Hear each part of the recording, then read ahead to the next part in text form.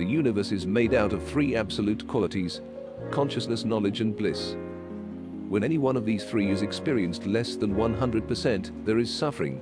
Suffering can also be seen as the potential difference between consciousness, the perceiver, and knowledge, which is the perceived. When they are in balance, this is the result.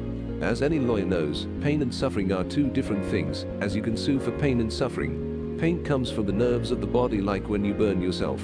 Suffering is that extra misery and unhappiness we make up, like the self-criticizing that you burned yourself, how it will be difficult to do something tomorrow because of the burn. Wisdom emerges from experience of suffering. When things go well, we rarely stop to ask questions about our lives. When a difficult situation arises, it forces us out of our mindless state, causing us to reflect on our experiences. To be able to see deeply, to develop what King Solomon referred to as a wise heart, we must brave the eye of the storm. Suffering can make us more resilient, better able to endure hardships. Just as a muscle, in order to build up, must endure some pain, so our emotions must endure some pain in order to strengthen.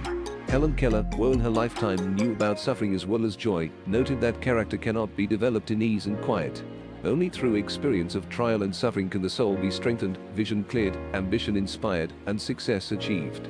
Everybody hurts sometimes, and allowing ourselves to feel this universal emotion links us together in a web of compassion. The dictionary defines compassion as a deep awareness of the suffering of another, coupled with the wish to relieve it, but the only way we can gain a deep awareness of suffering of others is by having suffered ourselves.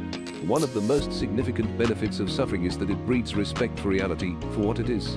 While the experience of joy connects us to the realm of infinite possibilities, the experience of pain reminds us of our limitations. When, despite of all our efforts, we get hurt, we are humbled by constraints that we sometimes fail to notice when we're flying high. The fact that suffering yields benefits does not imply that we ought to seek it actively, just as the fact that sickness actually strengthens our immune system does not imply that we need to look for opportunities to become sick.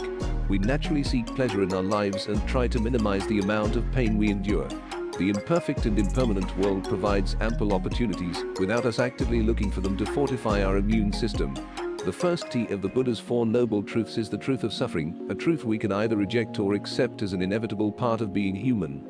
And when we learn to accept, even embrace, difficult experiences, our suffering becomes a tool, an instrument, for growth.